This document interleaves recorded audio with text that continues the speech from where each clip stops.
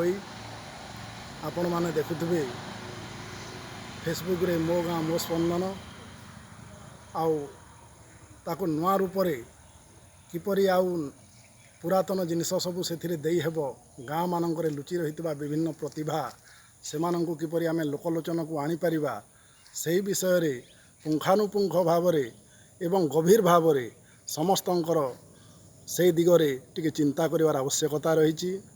आज को ताहा 485 एपिसोड रे पहुँचलाणी एवं विभिन्न विषय रे से अवतारणा करा जाउछि।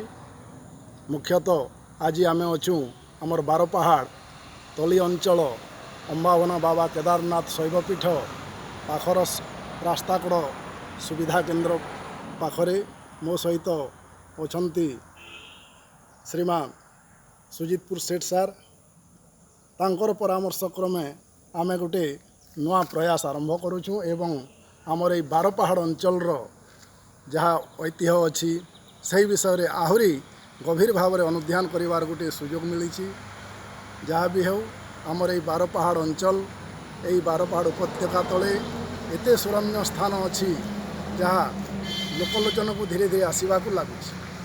आपण मैंने जानिथिबे पर्लारे बारबखरा वीर सुरेंद्र सायंकर गुंफा सेठी गोटे विराट दुर्ग तैयारी होउची।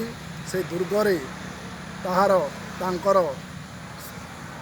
अस्त्र शस्त्र सरंजाम सबू दर्शक मानक पई रखा जिबार व्यवस्था मध्य रही।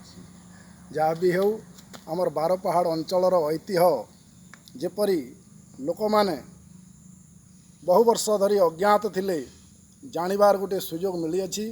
फेसबुक माध्यम रे मु बहुत कथा वर्णना करी अछि।